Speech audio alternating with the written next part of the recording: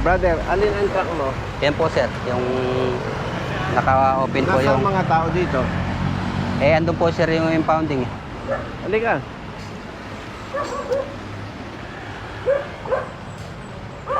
Yung in charge dito, nasaan? Ano po sir, sa may ano na yan, sa gawin doon po. Ito yung truck mo. Opo sir, yan po. Hindi po nagkakamali, siya po yata pinag-clearance po. Opo. Hindi, ganito eh. Yes sir, yes sir.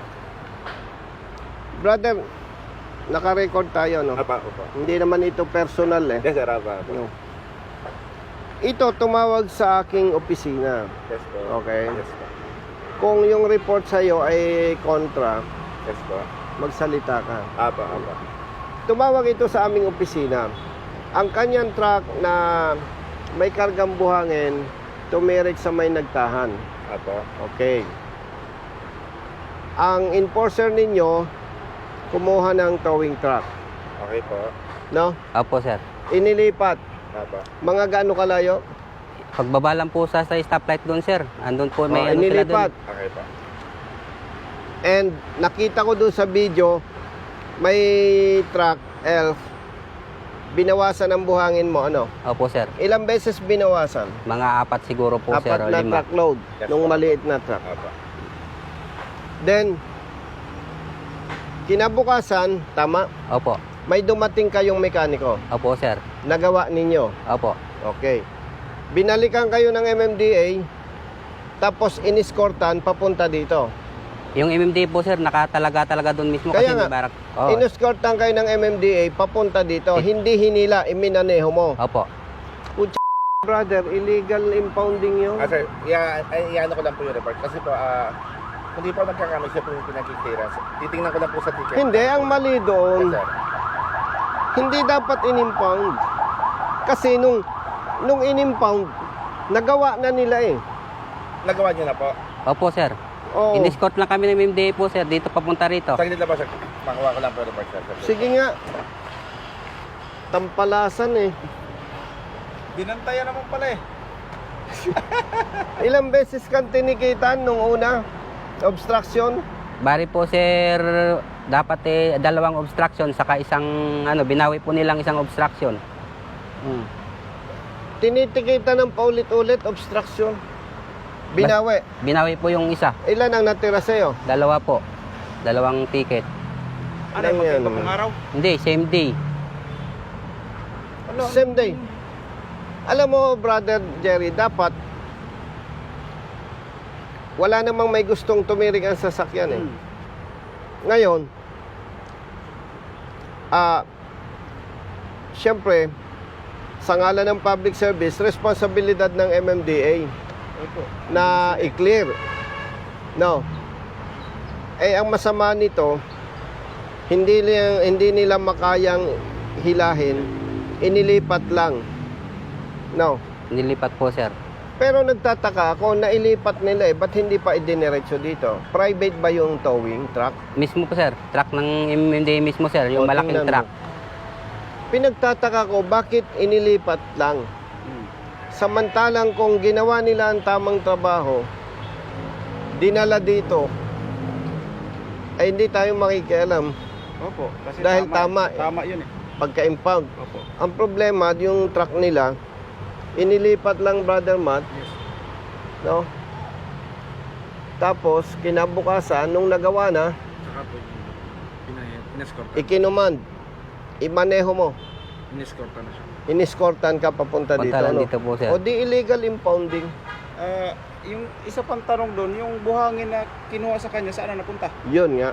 Doon po sir, dinala nila sa may ilalim po ng doon daw sa may nila sa Menjola. Sa opisina doon, Oh, sa may Menjola po. ng MMDA. MMDA, mayroong Ano yun, naandun lang po? Pero, brother, Opo. mali yun. Mali po yun. Produkto niya yun eh. nga sabi ko nga po sir, ba't ka ako binabawasan nyo kung ipapatowing nyo man lang? Kasi dapat ka ako, hindi nyo nababawasan yan. Dahilan po nila sir, mabigat daw. Kaya binawasan nila. Hindi naman po tinowing. Pero mali yun.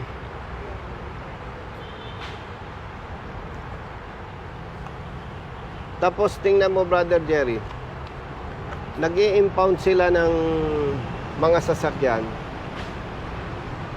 nakabalandra lang. Ulan, init po. Ulan, init, ulan. Eh samantalang halimbawa ikaw ay may-ari nito, hinuli ka at sinabing kolorom. Eh ang lumalabas, sinintensyahan ka na eh. Opo. Samantalang may karapatan kang mag-contest, may investigation. Ay papaano kung after the contest, mali ang apprehension sa'yo? Hindi, naperwisyo ka na, ano. Talagang pasensya, ano, dito sa Pilipinas talaga.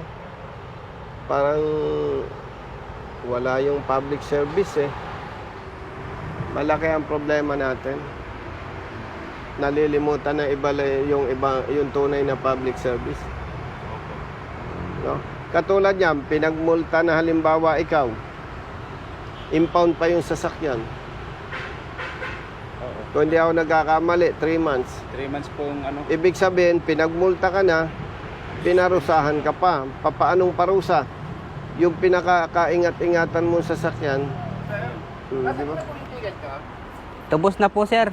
Ito po kasi ang ticket niya, sir. Natubos na po namin. Ito po kasi ang ticket niya, sir. Anong nakalagay? Ito po, sir.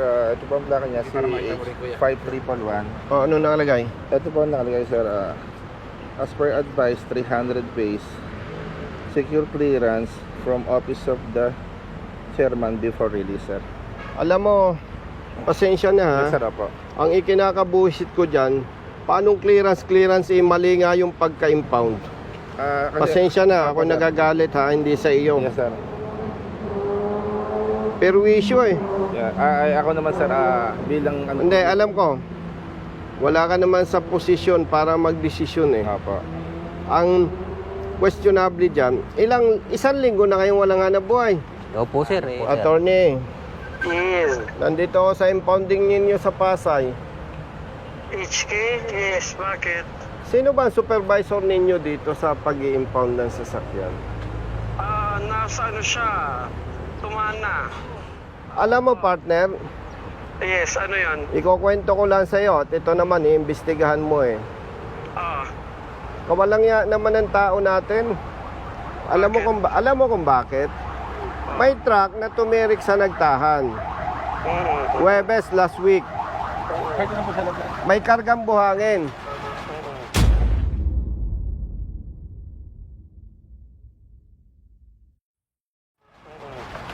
Yung enforcer ninyo, kumuha ng towing truck. Inilipat yung truck, mga around 500 meters. Opo, sir. Mga ganun lang po. Okay. Tapos, binawasan ng buhangin, mga ilang elf, 4. Nasa 4 po. Okay.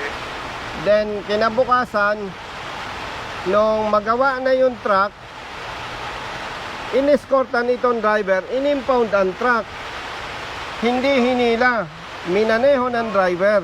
Ganito yan. Alam ko na yan. Yung taga-Devon City tatay. Oh, Marami na kasi kaming insidente na? na yung mga buhangin nahuhulog, overweight.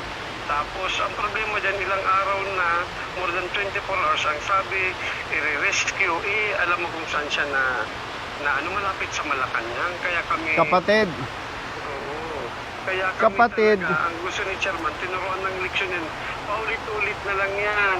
bakit? Bakit paulit-ulit itong truck na ito? Marami yung mga insidente, Kapatid. may mga buhangin. Kapatid, hindi pwedeng ganun, yung paulit-ulit na lang. Bakit? Yung kasalanan ni Pedro, kasalanan ni Juan. Pangalawa, bakit inimpound? Gawa na yung truck. Alam mo kapatid, abogado ka. Alam mo, yung pagpapatupad ng batas o anumang panguhuli na hindi alinsunod sa batas, may tuturing na pang-aabuso sa kapangyarihan yan. Paano to? 1 linggo walang hanap buhay. Ay, kawawa naman ng mga tao sa ginagawa natin.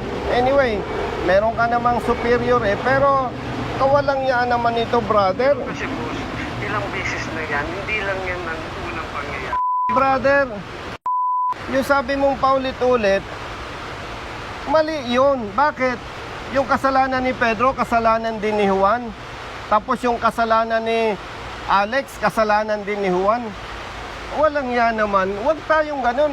Let's be professional, partner. So yung Oh. overload nila at pag No, ng mga no. walang mga balot ng mga Brother, buhangin, hindi kami naglilinis, okay lang. brother, ang questionable dyan, yung implementation. Ng, O sige, stalled vehicle o ticket. Ilang beses tinikitan. Tapos, yung sinasabi mong kalat ng buhangin. Ibang kaso ito, stalled vehicle ito.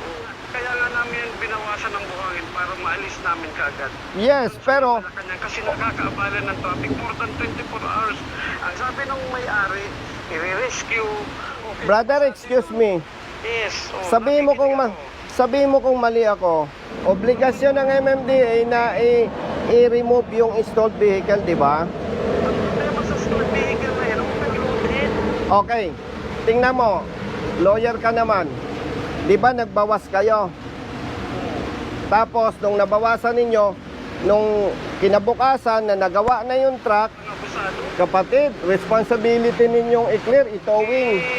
Ituwing pero yung paglipat ng mga buhangin sa truck, maghanap kami ng truck para maalis lang yan. Overloaded na truck, trabaho pa ba namin yan? Siya nag-aaral yan, siya yung nalakawan. Hindi yun. Huwag nating ulit-ulitin yung salitang Malacanang kasi unang-una, wala naman truck driver or truck owner na gustong tumirik ang sasakyan.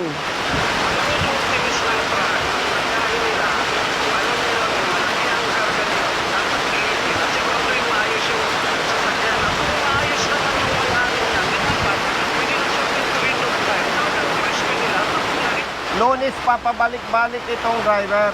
Ang itinuturo, wala ka daw. Nasa Boracay. Ano ba yan? Ay, ibig sabihin kapatid, pag wala yung...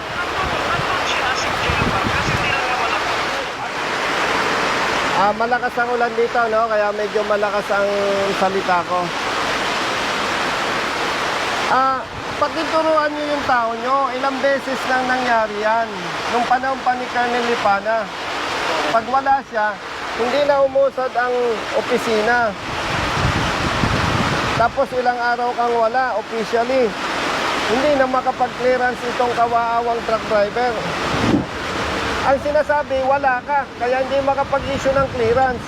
Kaya 1 week na, gustong mag-comply itong driver, bayad na sa multa, pero hindi makalabas ang clearance. Kailangan daw ikaw ang peperma. Kawawa naman yung mga maliit na manggagawa. Katulad nito, isang hamak na truck driver lang. Oh, di gutom ang pamilya nito 1 week. Papuntahin mo po bukas alas 8 na. Hindi, ganito kapatid. Naulan dito, no? Bibit-biting ko itong driver sa opisina mo. Kung wala ka, please advise your subordinate to issue clearance. Papunta ako dyan sa office. Saan dyan? Doon sa old building o sa bago? Sa Julio Vargas po. Pasuyo, brother. At talagang alam mo, kaya ako'y nainit ang ulo. May problema eh. Tayong mga nasa posisyon, wala namang problema kung maging stricto tayo eh. Pero, wag naman ganun kasi ang dating harassment na sa parte ng truck driver at ng truck owner. Gusto mag-comply pero 1 week na pabalik-balik. Papunta na kami dyan from Pasay. Diretso kami dyan. Servicean ko na itong truck driver. Yes. Hello. Sumama ka sa amin. Opo, sir. Sir, bali ito po yung report ko naman. Ito po yung report. Paying kopya.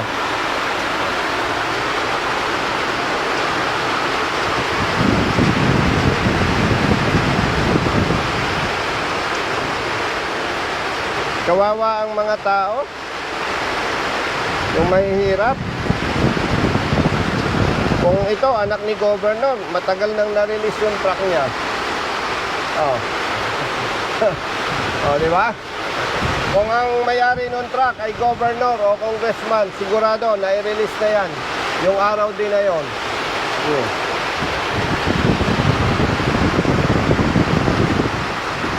Kung ang panalangin ng mga naapi ay nakakamatay, marami nang namatay na nasa posisyon. Grabe. Pang-abuso sa kapangyarihan yan eh.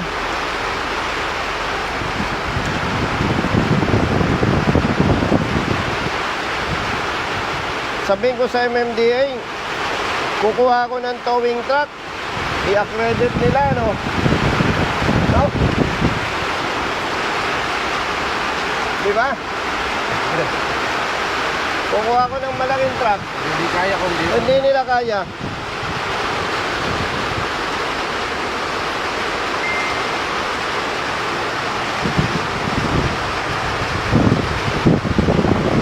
Tayo na, brother.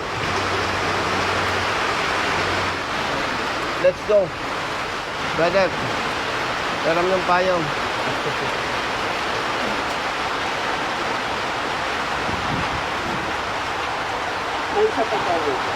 Sukob na lang kami. Oo. Brother Matt. Brother, thank you ha. Welcome po, sir. Welcome po. Sensya na kung bakit mataas ang boses ko ha. Ito, sa inyo to, mas malaki to ko. Hindi, okay na. Sukob na kami.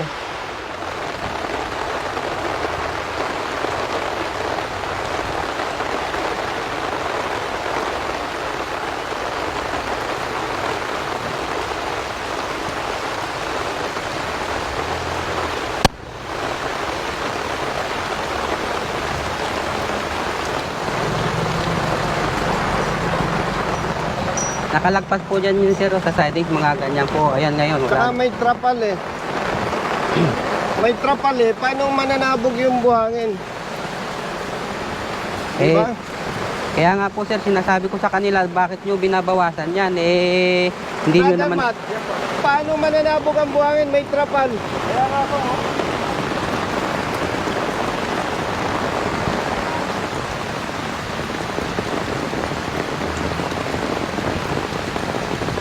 Saan ang probinsya mo, brother? Bakulod po sir.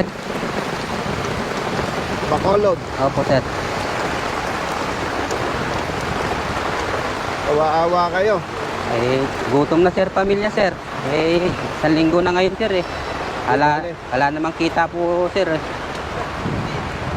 Pasensya na kayo. Talagang ganyan eh. Opo nga sir, kaya po tumawag na po kami sa inyo sir para... Pasok, mauna ka. Brother, salamat sa payong, ha?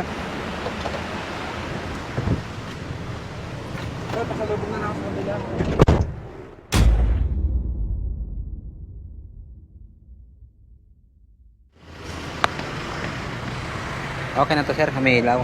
May pipili sa Tony Nunez.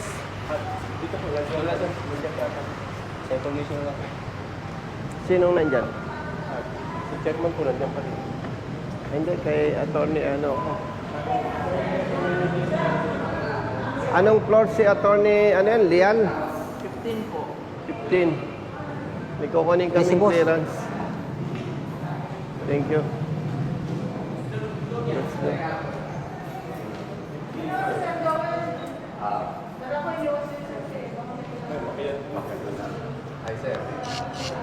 Brother, 15 floor.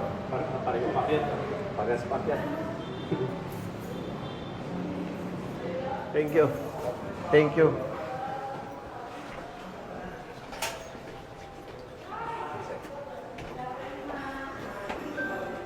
Thank you. Ay. Brother, Sino ang boss mo? Kami ho yung Tatay ko po. Ay, okay. 15th floor. Nandito pala kayo.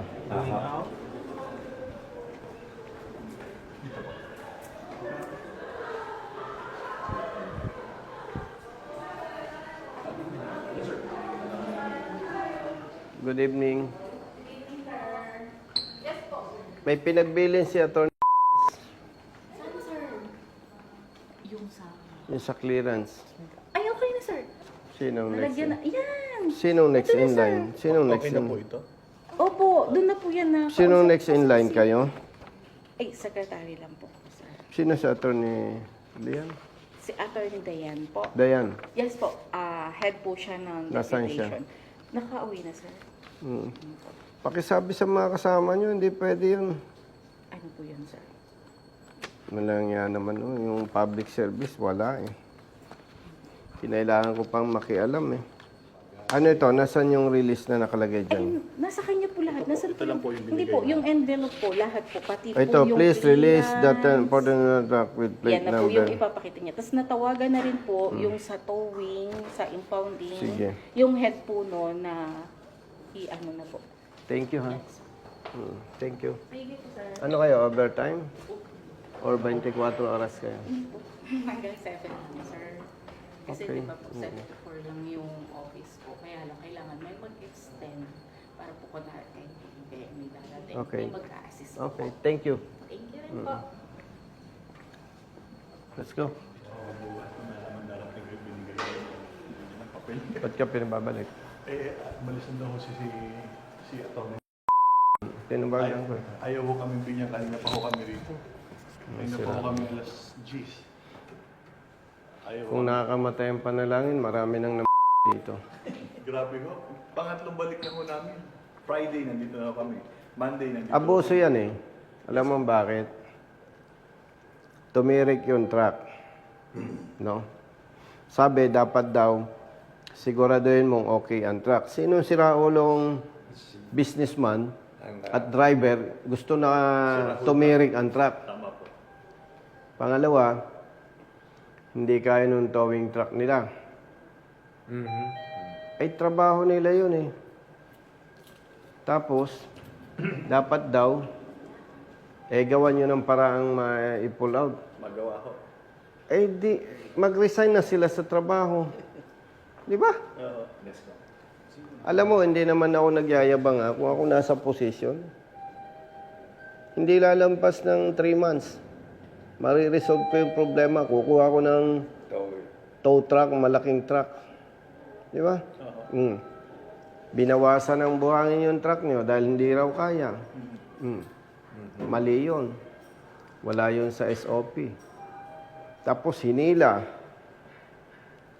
Mga more or less 500 meters. Dahil hindi nila kaya. Kinabukasan nung nagawa, gawa na, inimpound pa. Inaskaltan ho. Tapos,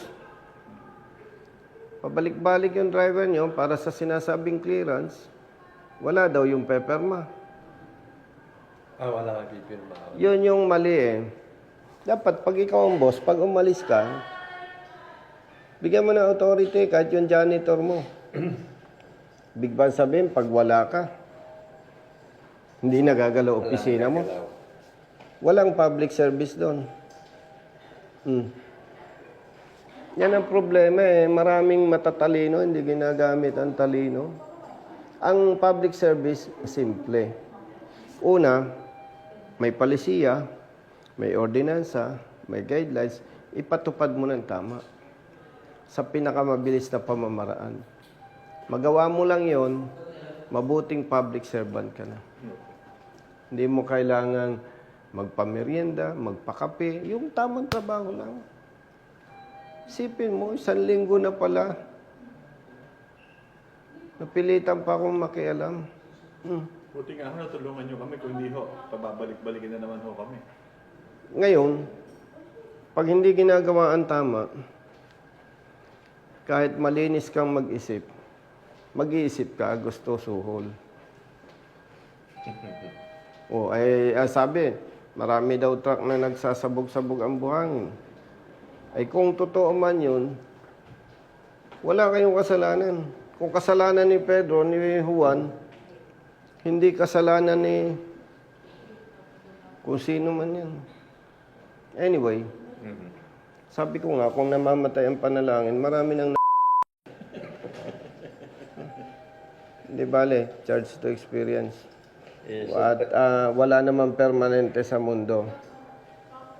Tayong lahat ay temporary. Yung masasama at hindi ginagawa ang tama, temporary din lang eh. Ang mahalaga na lang, hindi tayo abusado. Ginagawa natin yung alam nating tama na makakabuti sa kapwa. Hindi naman natin sila pwedeng diktahan eh. Kawawa talaga kayong mga taga-probinsya. No?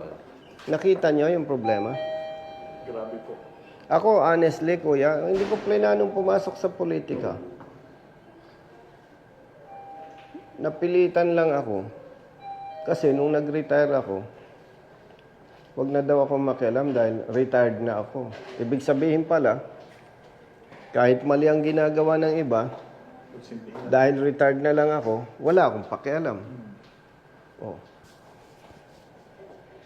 Kaya ako, niloob ng Diyos sa suporta ng taong bayan, ang One Rider Party List nakaupo sa Kongreso. Oh. Kailangan ipagpatuloy ang advokasya. Kasi wala namang magtatanggol sa driver na katulad niya. Oh. Pero alam mo ba kung gusto mong mabilis? Yung totoong nangyayari, mag-offer ka ng suhol. Oh. Uupo ka na lang. Hindi, yun ang totoo.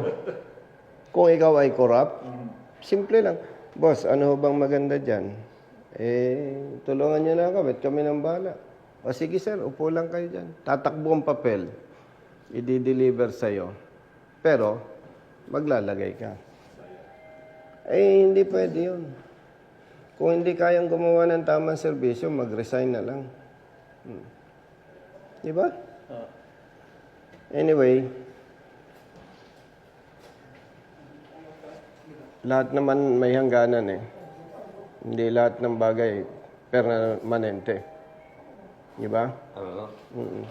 Panahon yan. Basta tama, pwede tayong makipag-away.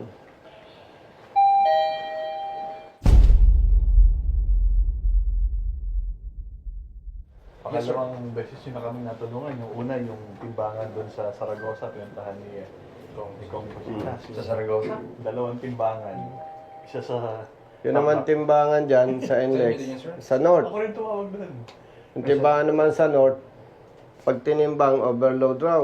Binawasan, tinimbang, tumasan timbang. Binawasan, tumasan timbang. Sabi ko, dagdagan nyo na lang, mga bababa ang timbang.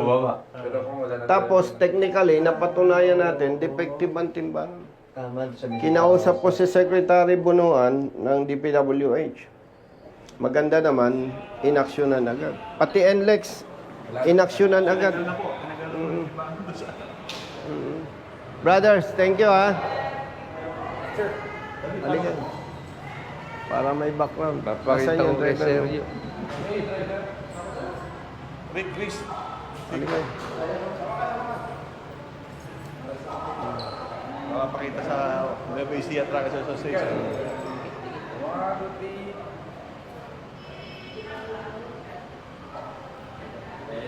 Itong ano natin sabihin nyo sa mga tropang negosyante.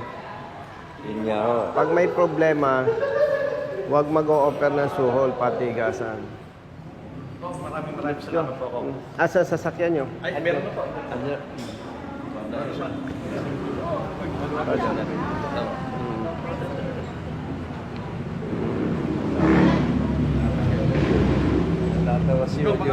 Ano po, maipong muna kaya tayo. Ay, may lakad pa kami. Ay, may lang.